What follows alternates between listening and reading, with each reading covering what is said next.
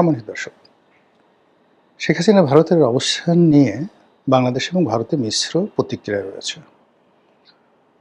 বাংলাদেশের বহু সংখ্যক মানুষ যেমন মনে করছেন যে শেখ হাসিনা তিনি সেখানে রাজকীয় মেহমান রূপে আছেন, তাকে প্রোটেকশন দেওয়া, তার পক্ষ অবলম্বন করে এবং তার নিরাপত্তা নিশ্চিত করা সহ আগামীতে তিনি যেন তার রাজনীতির যে অধিকার ফিরে পান, সম্মান মর্যাদা ফিরে পান এবং বাংলাদেশের রাষ্ট্রীয় ক্ষমতায় ফিরতে পারেন, এজন্য রাষ্ট্রীয়ভাবে ভারত সর্বোচ্চ শক্তি নিয়োগ করবে, বিনিয়োগ করবে এবং তারা সেই চেষ্টা তদবির করবে। আবার এর প্রতিকূলে তিন ধরনের মানুষ আছে। এক ধরনের মানুষ মনে করছে যে ভারত এই কাজটি করেছে, অর্থাৎ শেখ হাসিনাকে যে আশ্রয় দিয়েছে এটা খুব মন্দ কাজ করেছে, এই পর্যন্ত বলে তারা চুপচাপ থাকেন। আর এক পক্ষ মনে করছে যে শেখ হাসিনা সেখানে বেছে নেই, ভারত নিতান্ত বাধ্য হয়ে তাকে সেখানে আশ্রয় দিয়েছে। কিন্তু যে কোনো কারণে হোক না কেন, এখন তার যে বাঁচিয়ে রাখা বা তার মৃত্যুর খবর গোপন রাখা এটা ভারতের জন্য ফরজ হয়ে গেছে, ভারত এই কাজগুলো করছে। এই ধরনের মানুষ আছে, তারা চিন্তা করছেন। আরেক ধরনের মানুষ আছেন, তারা বলছেন যে ভারত মূলত শেখ হাসিনাকে ট্রাম্প কার্ড হিসেবে ব্যবহার করছে। বিশেষ করে বিএনপি, জামাত, এনসিপির যারা নেতৃবৃন্দ তারা মনে করছে যে ভারত মূলত শেখ হাসিনাকে অ্যাজ এ ট্রাম্প কার্ড হিসেবে তাদের বিরুদ্ধে ব্যবহার করছে। ভারত চাচ্ছে সরকারের সঙ্গে একটা বার্গেনিং করার জন্য। বাংলাদেশের সঙ্গে ভারতের ইতিপূর্বে যে সকল চুক্তি রয়েছে সেই সকল চুক্তি যেন সরকার বাতিল না করে। ২ নম্বর হলো যে বাংলাদেশের সঙ্গে ভারতের যে চলমান সম্পর্কগুলো রয়েছে এবং ভারতের এখানে কিছু চাওয়া পাওয়া আছে, বিশেষ করে জঙ্গিবাদ, তারপর এখানে বাংলাদেশে চীনের উপস্থিতি এবং আধিপত্যবাদ, চীনের বিনিয়োগ এবং একই সঙ্গে ভারতের সঙ্গে যে সকল করিডোর রয়েছে এবং ভারতের যে সকল বিদ্রোহী গ্রুপ রয়েছে সেই বিদ্রোহী গ্রুপগুলোকে যেন বাংলাদেশের মাটি থেকে প্রমোট করা না হয়, এ ব্যাপারে ভারত বাংলাদেশের পক্ষ থেকে একটা স্ট্রং সাপোর্ট তারা চাচ্ছে, যে সাপোর্টটি একসেটিভাবে তারা ২০০৯ থেকে একেবারে ২০২৪ পর্যন্ত চোখ বুজে তারা এটা পেয়েছিল, আদায় করেছিল শেখ হাসিনার মাধ্যমে। কাজেই শেখ হাসিনাকে ব্যবহার করে মূলত ভারত এই বার্গেনিংটা করছে। এটা হতে পারে, নাও হতে পারে, কিন্তু মূল যে ব্যাপারটি সেটা হলো রাজনীতিবিদদের নিয়ে রাজনৈতিক বিচার থাকবে, বিশ্লেষণ থাকবে, যেটিকে আমরা ইংরেজিতে বলি স্পেকুলেশন, সেটা থাকবে, স্বাভাবিক ব্যাপার। কিন্তু সমাজের যারা বুদ্ধিজীবী তারা যদি ইন্টেলেকচুয়ালি করাপ্টেড হয়ে যায়, তারপরে রাষ্ট্রের চতুর্থ স্তম্ভ বলে বিবেচিত সংবাদপত্রগুলো যখন কোনো একটি সংবাদকে ধামাচাপা দেয় এবং নতুন একটি সংবাদ তৈরি করে, তখন সেটি পুরো রাষ্ট্র ব্যবস্থাকে, রাষ্ট্রের বিধি ব্যবস্থাকে, রাষ্ট্রের স্বাধীনতা এবং সার্বভৌমত্বকে হুমকির মুখে ফেলে দেয়। শেখ হাসিনার পতনের যে সকল মূল কারণ ছিল, যেগুলো ধীরে ধীরে ধীরে ধীরে ধীরে তাকে পতনের দিকে নিয়ে গেছে, এই কাজটি শুরু করেছিল সাংবাদিকরা। তার পক্ষে নানা রকম ন্যারেটিভ তৈরি করত, তাকে জ্ঞানী, মহাজ্ঞানী, পৃথিবীর শ্রেষ্ঠ, সৎ, সবচেয়ে বেশি পরিশ্রমী, নানা রকম উপাধি, মানে এক সপ্তাহ পর পর নিত্য নতুন উপাধি সাংবাদিকরা তাকে না দেওয়া পর্যন্ত তাদের ঘুম হারাম হয়ে যেত। অধিকন্তু যখন তিনি সংবাদ সম্মেলন করতেন, ওটা তার একটা মানসিক রোগে পরিণত হয়েছিল। সাংবাদিকরা সেখানে যেতেন, প্রশংসাসূচক বক্তব্য দিতেন, ৩ ঘন্টা ৪ ঘন্টা, সেখানে একটা it's a relaxation, just like a cinema. এরকম একটা ঘটনা গণভবনে ঘটত এবং এই ঘটনার ফলে ধীরে ধীরে ধীরে ধীরে তিনি সত্য থেকে বিচ্যুত হয়ে যান। তার যে সকল নেতাকর্মীরা তার সামনে গিয়ে সত্য উচ্চারণ করতেন, তাদেরকে তিনি শত্রু ভাবতে শুরু করেন এবং অনেকের জন্য গণভবনের দরজা বন্ধ হয়ে যায়। এরপর দ্বিতীয় স্তরে তার নেতাকর্মী, তার মন্ত্রী, তার এমপি, যাদের সঙ্গে তিনি নিয়মিত যোগাযোগ করতেন এবং সকলের আপা হিসাবে, বোন হিসাবে তিনি যে শ্রদ্ধার আসনটিতে ছিলেন, সেই জায়গা থেকে তিনি হয়ে গেলেন আমলাতন্ত্রের স্যার। তার প্রাইভেট সেক্রেটারি, তার এপিএস, তার প্রেস সেক্রেটারি, তার মুখ্য সচিব, তাদেরকে পাত্তা না দিয়ে, ডিজিএফআই প্রধানকে পাত্তা না দিয়ে, ওখানে যারা এসএসএফের কর্মকর্তা ছিলেন তাদেরকে ক্ষেত্র বিশেষে ঘুষ না দিয়ে অনেক মন্ত্রী এবং এমপি শেখ হাসিনার দরবারে উপস্থিত হতে পারতেন না। এবং শেষ দিকে দেখা গেল যে বেশিরভাগ মানুষ ওনার দলের একান্ত আপনজন দোয়া, কুনুত, আয়াতুল কুরসি ইত্যাদি পড়ে বুকে ফু দিয়ে শেখ হাসিনার সামনে যেতেন। এর কারণ হলো যে কোনো কারণেই হোক তার মধ্যে একটা ভাব জন্ম নিয়েছিল যে তিনি সবাইকে দয়া করছেন। তার সাহায্য নিয়ে তার দলের সব লোক বেঁচে আছে। তিনি বাংলাদেশের জন্য অপরিহার্য। তিনি যদি কারোর উপর থেকে দয়া উঠিয়ে নেন, মুহূর্তের মধ্যে সেই লোকটি যাকে বলা হয় শেষ হয়ে যাবে। এরপরের বক্তব্যটা হলো তার দলের বেশিরভাগ লোক নয়, সব লোক চোর এক্সেপ্ট সে। তিনি বলেছিলেন যে একমাত্র আমি ছাড়া এই দলের মধ্যে অন্য কেউ মানে বিশ্বাসযোগ্য বা সৎ নেই। তো এই যে তার যে বক্তব্য, এই বক্তব্যের ফলে কি হলো, পুরো দলটিকে তিনি চোর বানিয়ে দিয়েছিলেন। এখন এই কথা তিনি কেন বলেছেন, কিভাবে বলেছেন সেটা পরবর্তী ব্যাপার। কিন্তু এইভাবে যে এই যে দূরত্ব তার তৈরি হয়ে গেল নেতা এবং কর্মীর সঙ্গে, একেবারে শেষ সময়টা পর্যন্ত ইট ওয়াজ ফরমাল। এবং আজকের দিনে যে ঘটনাগুলো ঘটছে দিল্লিতে, কলকাতাতে, সব জায়গাতে, এটারই ধারাবাহিকতা। এখন যারা কাজকর্ম করছেন তারা মূলত পদপদবী এবং মনে করছেন যে শেখ হাসিনা ছাড়া আমাদের আসলে কোনো রক্ষা নাই। শেখ হাসিনা আছে তো আমরা আছি, শেখ হাসিনা বেঁচে থাকলে আমরা বেঁচে থাকবো, না থাকলে থাকবো না। এবং এই লোকগুলোকে নিয়ে কেন্দ্র করে যদি কখনো শেখ হাসিনা বাংলাদেশে ফিরে আসেন, তার যে সফলতা এবং তার যে কর্মতৎপরতা অতীতের যে কোনো সময় আসছে আরও 100 গুণ খারাপ হয়ে যাবে। অন্যদিকে এই বাংলাদেশে যারা আছেন তারা প্রায় সবাই মোরাল ক্যারেজ হারিয়ে ফেলেছেন। সামনে এসে আমি আওয়ামী লীগ করি এই কথা বলে ৩২ নম্বরে গিয়ে সামনে দাঁড়াবে, বঙ্গবন্ধু এভিনিউতে দাঁড়াবে, এমন কোনো মানে শক্তি বাংলাদেশে নেই। No leaders, no workers. এরপর যদি ধরেন যে সবাইকে অর্গানাইজ করবে দেশের মধ্যে, আপনি হাজার কোটি টাকা দিয়েও কোনো নেতাকে, বাংলাদেশে যারা আছেন এই মুহূর্তে আওয়ামী লীগের অনেক নেতা আছেন যাদের ক্লিন ইমেজ আছে, নেত্রী যদি তাদেরকে বলেনও যে ঠিক আছে তোমাকে সেক্রেটারি বানানো হলো, এমনকি তোমাকে সভাপতি বানানো হলো, তুমি আওয়ামী লীগের অফিসটিকে খুলো, এরকম সৎসাহসওয়ালা বাংলাদেশে একজন নেতা এই মুহূর্তে জেলের মধ্যেও নেই, জেলের বাইরেও নেই।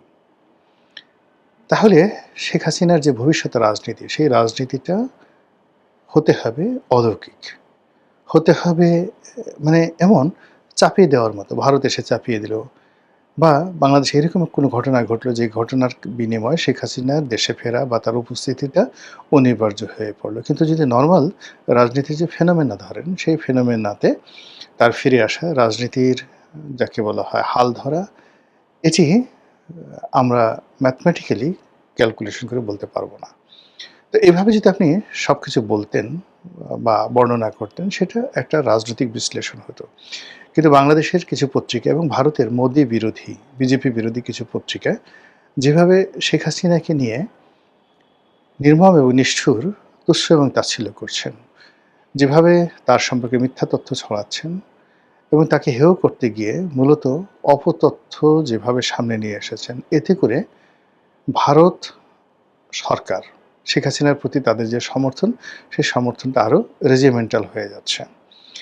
২ নম্বর হলো যে আওয়ামী লীগ এবং শেখ হাসিনার যে অস্তিত্ব, এটি প্রয়োজন অপ্রয়োজন বা যতটুকু আসুক এদেরকে গুরুত্ব দেওয়ার জন্য সরকারের যে সিক্স সেন্স থাকা দরকার, এই অপপ্রচারের ফলে সেই সিক্স সেন্সগুলো নষ্ট হয়ে যাচ্ছে। যেমন ধরুন আপনার সামনে একটা গোকরা সাপ আছে বা একটা রয়্যাল বেঙ্গল টাইগার আছে, আশেপাশের সব লোক ২০০ থেকে ৩০০ লোক দাঁড়ানো, সবাই বলল যে এই গোকরা সাপটা মূলত একটা কেঁচো।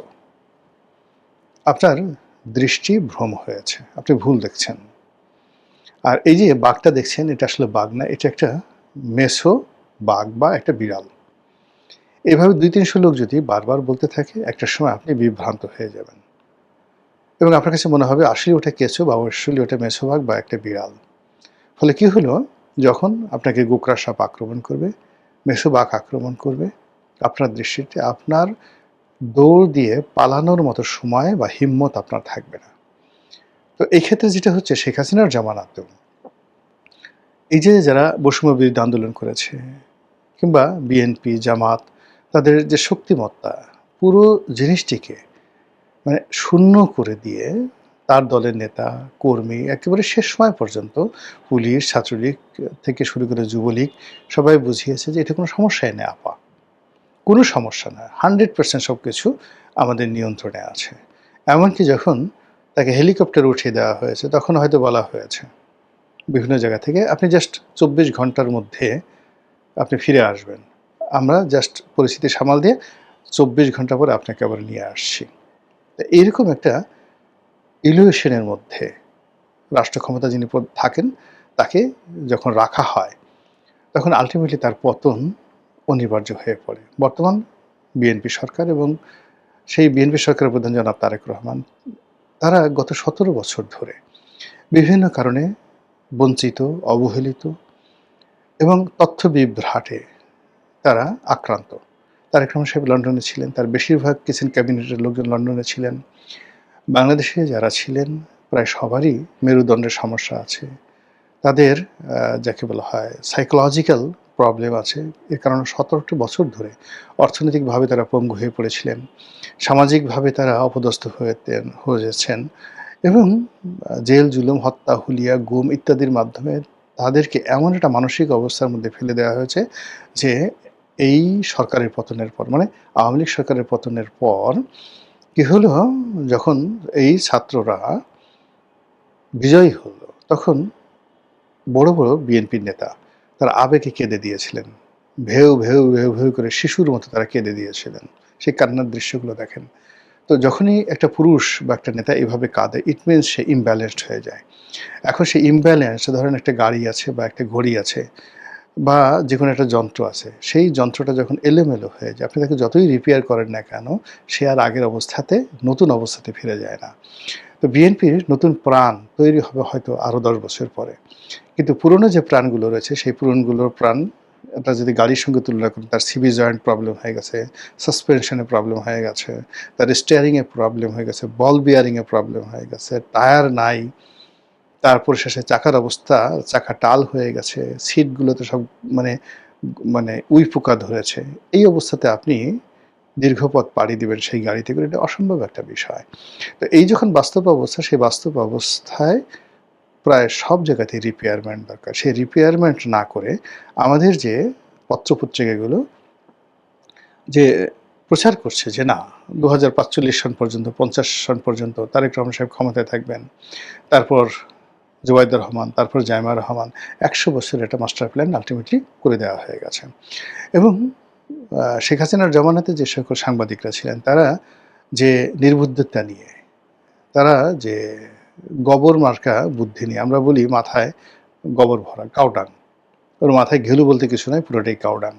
তো শেখ হাসিনার জামানাতে যদি কাউডাংয়ের পার্সেন্টেজ, অর্থাৎ মাথার মধ্যে যে নিউরন আছে, রক্ত আছে, মাংস আছে, মস্তিষ্ক আর যে চর্বি আছে, 90% চর্বি, তো সেখানে যদি অ্যাটলিস্ট শেখ হাসিনার জামানাতে 50% কাউডাং থাকে, মানে গোবর থাকে, এখন 99% কাউডাং রয়ে গেছে যারা এই সরকারকে অন্ধভাবে সমর্থন করছেন। সরকারকে যে সমস্ত লোকজন বাংলাদেশে বা দেশের বাইরে সমর্থন করছেন, এরা প্রায় সবাই মানসিকভাবে বিক্ষুব্ধ, অস্থির, তাদের মধ্যে হতাশা আছে এবং যেটাকে ইন্টেলেকচুয়ালি করাপ্টেড বলা হয়। বুদ্ধিবৃত্তির দিক থেকে তারা অসৎ, তারা বিএনপিকে ভালোবেসে নয়, তাদের প্রতিদ্বন্দ্বী, অপছন্দের মানুষ হয়তো পদপদবি পেয়েছে, এখন তারা পদপদবি পায়নি কিন্তু প্রফেশনে আছে, ফলে ওই জায়গায় থেকে তারা এমন কিছু ন্যারেটিভ তৈরি করছে যে ন্যারেটিভের ফলে বিএনপির আসলে আলটিমেটলি ক্ষয়ক্ষতি হবে। তারা এমন কিছু ন্যারেটিভ তৈরি করছে যে ন্যারেটিভের ফলে শেখ হাসিনার ক্ষমতা আরও বাড়বে, শেখ হাসিনার সঙ্গে ভারতের সম্পর্ক আরও বেড়ে যাবে এবং শেখ হাসিনাকে ভারতের কাছে অনিবার্য করে তুলবে। মূল খবরে আসি, বক্তব্য শেষ করব।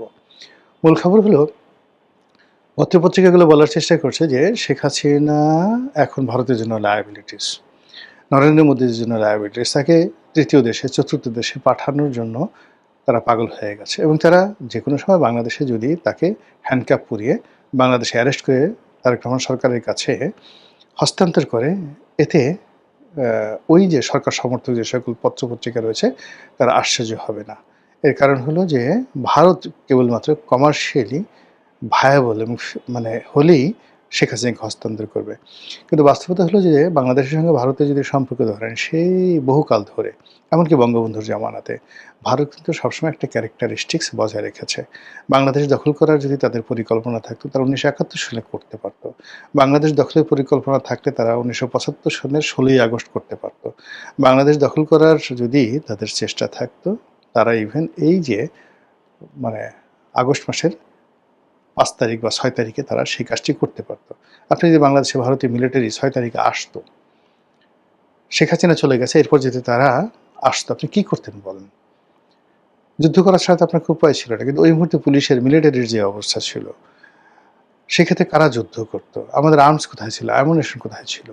কিন্তু ভারত এই জিনিসগুলো আসলে কখনোই চেষ্টা করেনি। ভারত শেখ হাসিনাকে আশ্রয় দিয়েছে। তার সঙ্গে, সঙ্গে তারা রাষ্ট্রীয় পর্যায়ে বাংলাদেশের জনগণের সাথে সম্পর্ক স্থাপন, রাষ্ট্রীয় পর্যায়ে বাংলাদেশের সঙ্গে সম্পর্ক স্থাপনের পাশাপাশি বিএনপির সাথে সম্পর্ক স্থাপন এবং দৈনন্দিন কর্মকাণ্ড চালিয়ে নেওয়ার জন্য যা, যা করা দরকার সেই জিনিসগুলো কিন্তু করে যাচ্ছে। এখন এগুলোকে ম্যাটেরিয়ালাইজ করার জন্য যে ডিপ্লোম্যাটিক নলেজ দরকার, ডিপ্লোম্যাটিক এফোর্ট দরকার এবং একই সঙ্গে, সঙ্গে আন্তরিকতা দরকার। সেই জিনিসগুলো সরকার বা সরকারের যারা মিডিয়া রয়েছে বা সরকার সমর্থিত যে সকল বুদ্ধিজীবী রয়েছে তারা সেই কাজগুলো না করে ভারত এবং বাংলাদেশের মধ্যে যেন বিষ তৈরি হয়, বিএনপির সাথে যেন ভারতের সম্পর্ক নষ্ট হয়ে যায়, এইজন্য তারা প্রাণান্ত চেষ্টা করে যাচ্ছে। যার ফলে আল্টিমেটলি বাংলাদেশের জন্য কোনো ভালো ফলাফল আগামীতে অপেক্ষা করছে বলে আমার কাছে মনে হচ্ছে না।